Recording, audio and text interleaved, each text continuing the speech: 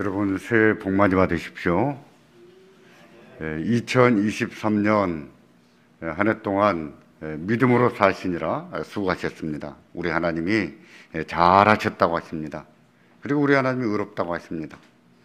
우리 하나님이 우리와 함께 하신 것을 감사하며 영광을 돌립니다. 2024년에도 우리 하나님이 우리와 함께 하시고 또 우리를 지도하시고 인도하실 것입니다. 우리도 믿음으로 2024년을 살아낼 수 있기를 주의 이름으로 축원합니다. 우리가 매년 한 해를 보내고 또 새해를 맞이합니다. 어떻게 하는 것이 한 해를 잘 마감하는 것이고 또 어떻게 하는 것이 한 해를 잘 맞이하는 것인가, 이런 것을 매년 생각해 보지만 그러나 늘 똑같은 결론을 되풀이하고 있지는 않는가 하는 생각이 들기도 합니다. 이제 한 해를 마감하면서 송년회도 하고 또 바다를 뚫고 올라오는 해를 바라보겠다고 바다로 달려가는 사람도 많이 있습니다. 그들 중 상당수는 해가 또 오르는 광경을 보면서 소원을 비르겠지요. 그리스도인이라면 적어도 그것만큼은 안 해야 됩니다.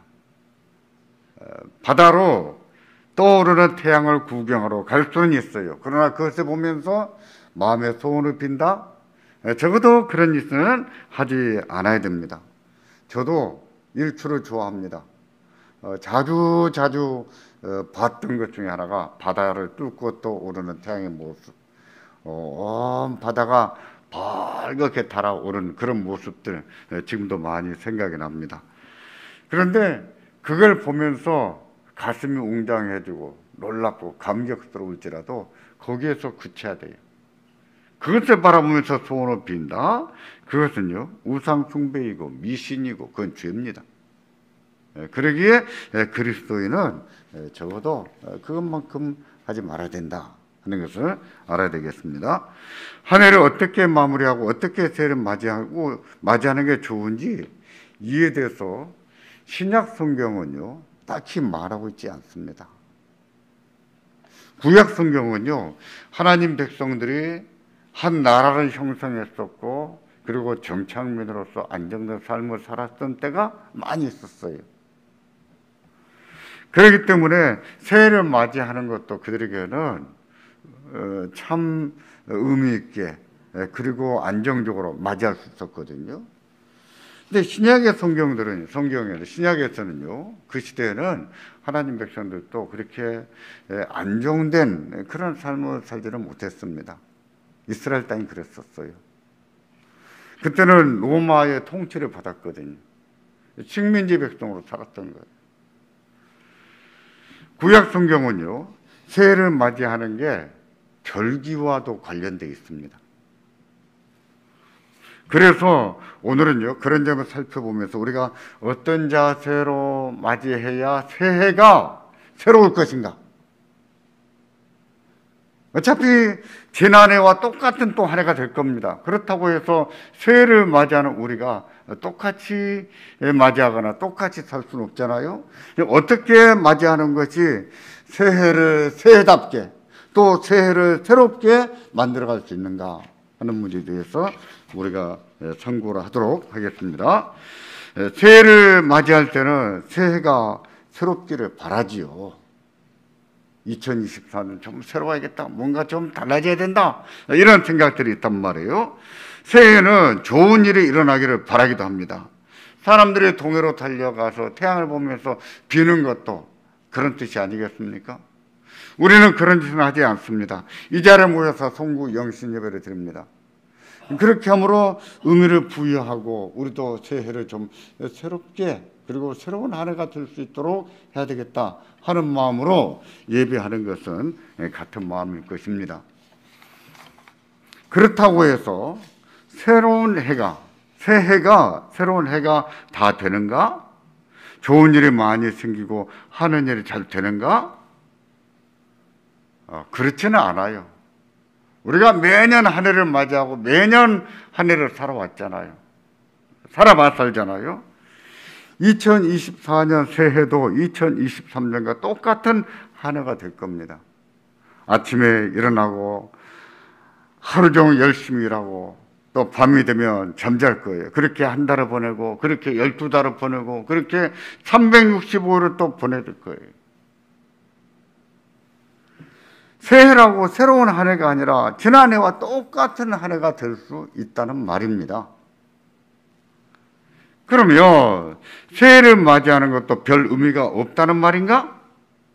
그렇지 않습니다. 한 해를 마감하고 한 해를 새로 시작하는 것은요, 어떤 전환점이 될 수 있다는 점에서 중요한 거예요. 새로워질 수 있는 전환점이 될 수 있다는 점에서 중요합니다. 뭔가 하나를 마무리 짓고 다시 한번 시작해 볼 수 있는 기회가 된다는 점에서 좋은 일이에요. 요즘 컴퓨터는요, 얼마나 성능이 좋은지 웬만해선 작업하다가 멈추질 않아요. 물론 오래된 컴퓨터는 일하다 보면 딱 멈추거나 기어가는 때가 있습니다. 예전에는 그냥 컴퓨터 하다 보면 탁 멈추는 일이 그냥 다반사였어요. 그럼 뭘 누르죠? 리셋을 딱 누르면 다시 처음부터 시작할 수 있어요. 아, 그거 참 편리해요. 리셋을 누르면 고장나지 않으면서 처음부터 다시 할 수 있어요. 그게 언제 좋냐면요, 게임하다가 내 마음대로 게임이 안 풀리면 리셋을 눌러버리는 거예요. 그러면 다시 해볼 수 있거든요. 근데 인생에는 리셋이 없어요. 근데 새로운 전환점을 가져갈 수 있는 것이 하나 있는데 그게 바로 한 해를 보내고 한 해를 다시 시작하는 그런 시점이 아닌가. 그래서 이런 시점이 리셋과 같은 기능이 있다, 이렇게 말할 수가 있겠죠. 어떻게 하면 우리가 한 해가 새로워질 수 있는가? 맨날 리셋만 누르겠어요? 매번 우리가 송구 영신 예배를 드립니다만 그렇다고 해서 늘 새로워졌습니까? 아니잖아요. 그럼 어떻게 해야 되는가? 그것은요, 우리가 변하는 거예요. 우리가 변하는 겁니다. 내년은 변하지 않아요. 해와 달과 별은 변하지 않습니다. 우리가 변하면 변하는 거예요. 우리가 새로워지면 2024년이 새로워질 수가 있습니다. 본문은 예수님께서 당시 포도주를 보관하는 방법을 비유로 하신 말씀이에요. 9장 17절을 보시면 이런 말씀을 하십니다. 함께 보겠습니다. 새 포도주를 낡은 가죽 부대에 넣지 아니하나니 그렇게 하면 부대가 터져 포도주도 쏟아지고 부대도 버리게 됨이라. 새 포도주는 새 부대에 넣어야 둘이 다 보존되느니라. 아멘. 포도주 부대는요, 가을에 포도를 수확해서 포도주를 담고 보관하는 방법에 관한 얘기입니다. 보관하는 방법이에요. 가죽 부대는 양가죽을 말하는데, 양을 잡아서 살코 몸에 살을 가지고 그대로 통으로 보존하면서 안에 살과 내장을 싹 다 발라냅니다. 그런 다음에 그것을 잘 씻어서 뒤집어서 말리는 거예요. 근데 그 가죽 부대는요, 양가죽이에요. 이 새 포도주, 새로 담근 포도주는 항상 새 가죽 부대에 보관해야 된다 하는 뜻이에요. 그렇지 않고 낡은 가죽 부대에 넣어 보관하면 어떻게 될까요? 포도주가 발효가 되면서 알코올 가스가 나오겠죠. 가스가 점점 차오릅니다. 점점 차오르면 포도주 가죽 부대가 어떻게 될까요? 빵빵해집니다. 더 시간이 가면 더 빵빵해지겠죠. 근데 그 가죽 부대가 낡은 가죽 부대라면 어떻게 될까요? 팍 터져버릴 수 있어요. 저도 그 비슷한, 그런 경우는 아니지만 그 비슷한 경험을 한 적이 있습니다. 고향 갔다가 돌아오는 길에 누나가 고추장을 새로 담았다고 커피병에다가 고추장을 담아줬어요. 새고추장입니다. 그것을 부엌 방바닥에 몇 달을 놔둔 거예요. 그리고 몇 달 후에 먹으려고, 생각도 없이 먹으려고 뚜껑을 열었는데 순간 빵 하면서 뚜껑이 날아갔습니다. 고추장은 어떻게 됐을까요? 사방에 튀어버렸습니다. 벽이고 바닥이고 사방에 튀어.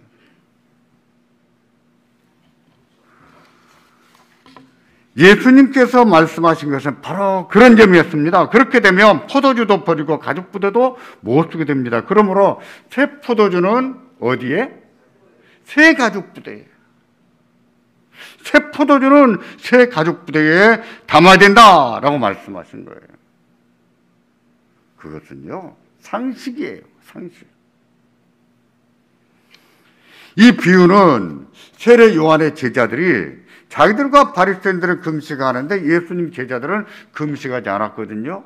왜 당신의 제자들은 금식하지 않습니까? 우리는 하는데. 물음에 대한 예수님의 답변이었습니다. 예수님 그러셨거든요. 예수님과 제자들은 금식하지 않으셨어요. 바리새인들은 일주일에 2번씩 했거든요. 그런데 예수님과 제자들은 하지 않았어요. 그렇다고 예수님께서 금식의 무용론을 주장하지 않으셨습니다. 삼상복음을 보면 금식을 긍정적으로 교훈하시면서 참된 금식은 어떤 것인지 가르치셨어요. 전통에 매여서 의미도 없이 사람에게 보이려고 습관적으로 하는 금식을 할 게 아니라 금식할 때는 하나님이 받으시는 참된 금식을 해야 된다라고 말씀하셨거든요. 그리고 금식해야 될 때가 있다 하고 말씀하셨어요. 예수님은 금식하지 않으셨다고 해서 금식이 필요 없다고 하신 것이 아니에요. 무용론을 주장한 게 아닙니다. 예수님은 참된 금식이 무엇인가를 가르치신 거예요. 그런데 무슨 뜻으로 새 포도주, 새 가죽 부대 비유를 들려주셨는가? 그 얘기가 무슨 상관이 있는가? 무슨 상관이 있을까요? 변해야 된다는 거예요. 변해야 된다는 겁니다. 그게 오랜 전통이고 오랜 습관일지라도 변해야 된다는 거예요.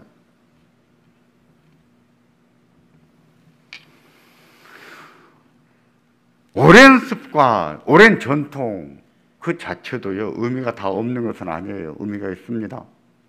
어떤 습관이 있다는 얘기는 잘할 수 있다는 뜻이기도 해요. 전통이 있다고 하는 얘기는 어떤 자부심을 주고 긍지도 줄 수 있어요. 중요한 거예요. 그런데 어떤 습관적이고 전통적인 것은 종종 우리에게 허식에, 허영에 빠지기도 합니다. 가식적으로 행동하게 할 수 있다는 거예요. 금식이 그런 거였어요. 구제도 마찬가지였습니다.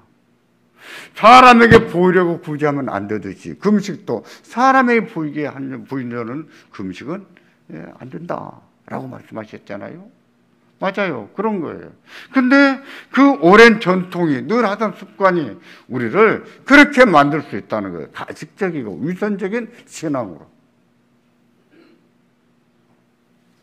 예수님께서는 변해야 된다. 이제는 새로워야 된다 하는 뜻으로 이 비유를 말씀하신 겁니다. 새 포도주를 담갔는데 잘 숙성해서 좋은 포도주로 만들려면 변해야 된다는 것인데요. 좋은 포도주를 잃지 않으려면 우리가 변해야 된다는 뜻입니다. 우리가 변해야 된다. 내가 변해야 된다는 거예요. 내가 변하지 못하면 아무리 좋은 것도 우리에게 유익하게 되지 않는다는 뜻이에요.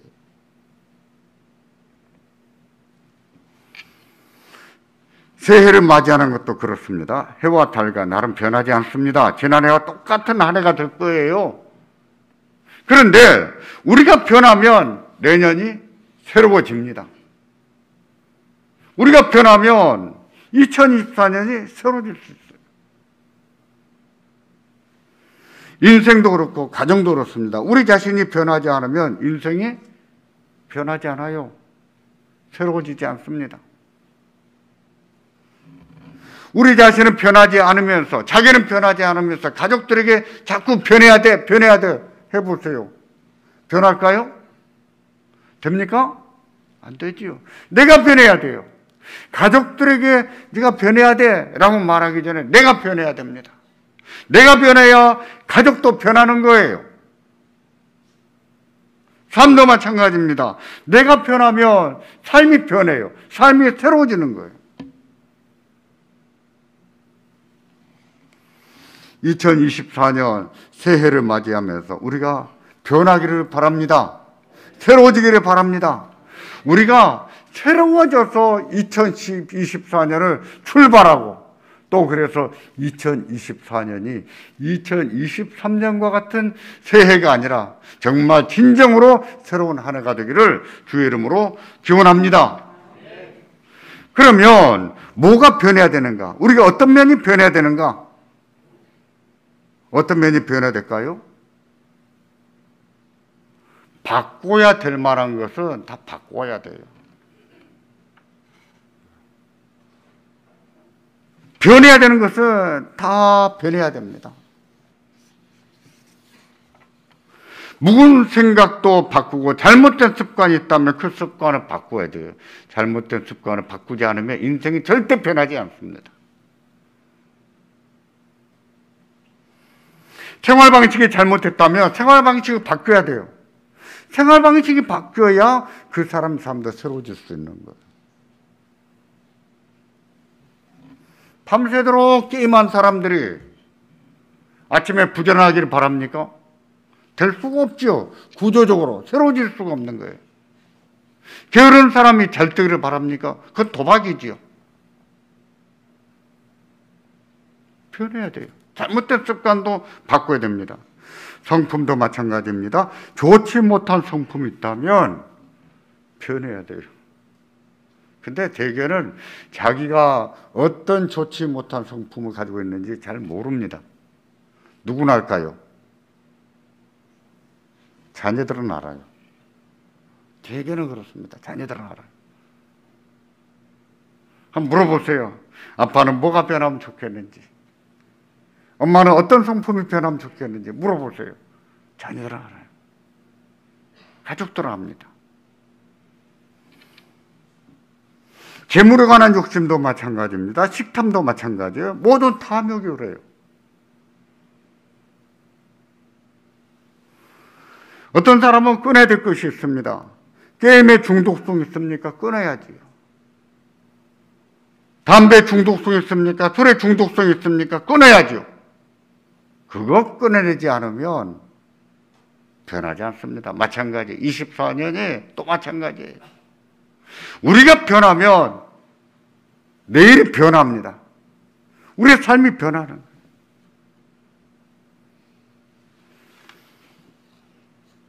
여러분도 그렇게 생각하십니까? 내가 변하면 삶이 변할 거라고 생각하십니까? 내가 변하면 2024년이 새로워질 것이라고 생각하십니까? 우리가 변하면 새해가 새로워진 한 해가 될 겁니다. 그렇다는 사실을 성경을 보면 알 수가 있어요. 그런 사실은요, 하나님의 백성의 새해 맞이를 보면 알 수가 있는데요. 하나님께서 자기 백성에게 새해를 맞이할 때는 그렇게 하라고 하셨거든요. 올해 지은 죄를 내년까지 끌고 가지 마라 그러셨어요. 올해 지은 죄는 올해 다 끝내버려야지 내년까지 끌고 가지 말라는 거예요. 하나님 앞에서 잘못된 것이 있다면 그거 그대로 끝내버려야지 내년에도 질질 끌고 가지 말라는 거예요. 사람에게 잘못한 것이 있다면 그거 내년까지 끌고 가지 말고 딱 맺고 그리고 새해를 다시 시작해라 하고 가르칩니다. 구약의 성도들에게는요, 새해가 두 개가 있었다 이렇게 봅니다. 두 개가. 3월에 지키는 새해, 그리고 9월에 지키는 새해. 유대인 달력이 있고, 유대인 달력은요 3월이 우리의 1월에 해당합니다. 3월에 지키는 새해, 그거는 해가 바뀌어서 지키는 새지요. 그런데 또 하나가 9월에 지키는 새해가 있어요. 그들의 달력으로 말하면 그게 7월입니다. 7월. 우리가 보기에는, 우리 달력으로 따지면 그게 9월이에요. 근데 유대인 달력으로 따지면 그게 7월입니다. 우리도 그랬잖아요. 한때 설날을 두 개 있었죠. 그래서 구정 세고 신정 세고 그랬었잖아요. 유대인들이고 그런 게 있는데, 바벨론 포로로 끌려가기 전에 늘 자주 세던 것과 도란 후부터 주로 세는 것, 이렇게 새해가 두 개로 되어 있는데, 지금은 일반적으로 9월에 세는 새해를 새해로 여기고 지낸다고 합니다. 성경에는 7월 이렇게 나오기도 해요. 그 말은 7번째 달 그거예요. 그러니까 3월이 1월에 해당하니까 3월부터 해서 3, 4, 5, 6, 7, 8, 9, 9월이 되는 것이죠. 9월, 이 9월에 지키는 새해, 이 새해의 근거는요 레위기 23장 24절입니다. 레위기 23장 24절 같이 보겠습니다. 이스라엘 자손에게 말하여 이르라. 7째 달 곧 그 달 첫날은 너희에게 쉬는 날이 될지니 이는 나팔을 불어 기념할 날이요 성회라고 했습니다. 7째 달 첫날, 유대 달력으로 말하면 그게 7월 1일입니다. 7월 1일을 히브리 말로 뭐라고 하냐면 로시 핫사니 핫사나 이런 말을 합니다. 로시 하샤나 이렇게 말하는데, 그 말은 뭐냐면 한 해의 머리, 그 뜻이에요. 7월 1일인데 한 해의 머리 이렇게 일컫는 거예요. 그러니까 새해 첫날 그런 뜻이죠. 9월 1일이 새해 첫날 그런 뜻이 되는 거예요. 그날부터 열흘이 지나면 유명한 절기가 있습니다. 한 해 중에 가장 큰 속죄일이에요. 뭘까요?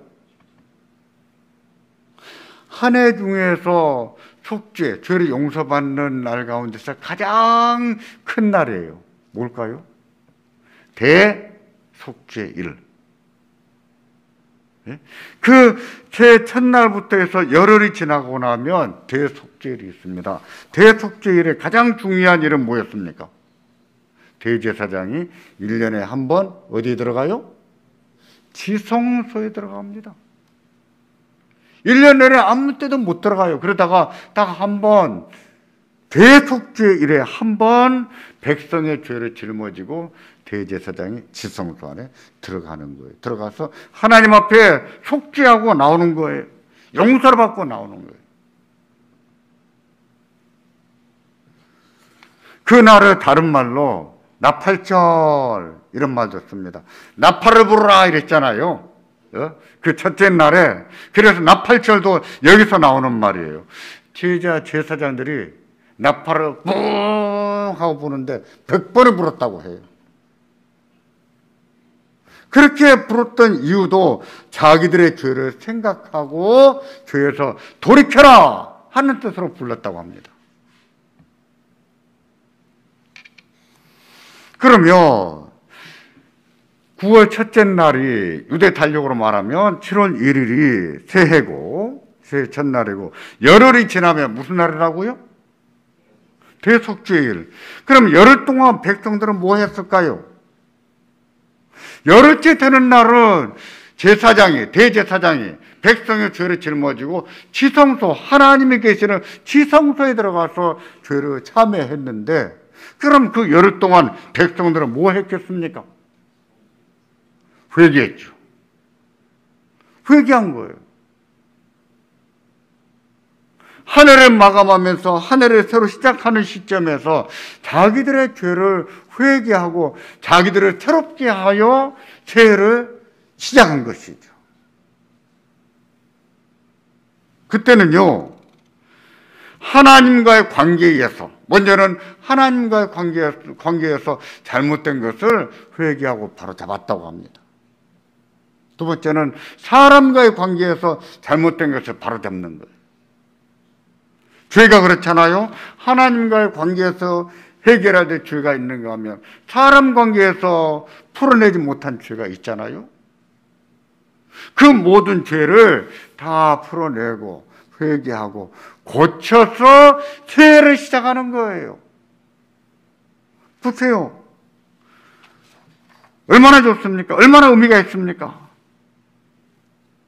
한 해를 마감하고 새해를 맞이하면서 죄를 끊어버리고 죄를 회개하고 새 사람으로 자기를 새롭게 해서 새해를 맞이합니다. 얼마나 좋습니까? 그들은 그렇게 함으로 새해에도 하나님이 우리와 함께 하시리라 믿었습니다. 새해에도 하나님이 우리를 축복하시리라 믿었어요. 이런 기대감은요, 죄를 품고서는 기대할 수 없는 기대감이죠. 죄를 회개했기 때문에, 죄의 문제를 풀어냈기 때문에 하나님께서 내년에도 함께 하실 것이다 하고 기대감을 가질 수 있고 소망도 품을 수 있었던 거예요. 그러니 새해를 맞이하면서 자기를 새롭게 해서 맞이하는 게 얼마나 중요합니까? 내가 변하면 삶이 변하는 거예요. 내가 변하면 가정도 변합니다. 내가 변해야 인생도 변하는 거예요. 새해를 맞이하는 것도 마찬가지입니다. 똑같은 한 해겠지만 그러나 내가 변하면 그 한 해가 새로워집니다. 믿으시기를 바랍니다. 우리의 삶이 새로워져야 돼요. 그것은 우리에게 성숙의 열매를 맺을 거예요. 우리가 아주 성숙한 모습으로 자라가게 될 것입니다. 2024년 새해를 맞이하면서 우리도 하나님과의 관계에서 자기가 고칠 것은 없는지, 무엇을 해결해야 되는지 살펴보기를 바랍니다. 그리고 그것을 회개하고 고치고 그렇게 함으로 새해를 맞이하기를 바랍니다. 또 사람과의 관계에서 내가 잘못한 것은 무엇인지, 회복할 것은 무엇인지 돌아보고 회개하고 회복해서 새해를 맞이하시기를 바랍니다. 그리한다면 우리의 2024년이 새로워질 거예요. 하나님이 함께 하십니다. 하나님이 우리와 함께 하시고 우리 하나님이 축복하실 거예요. 2024년을 맞이하면서 그 기대감을 가지고 그 소망을 가지고 맞이하기를 바랍니다. 2024년이 새로운 한 해가 되기를 예수님의 이름으로 축원합니다. 기도하겠습니다.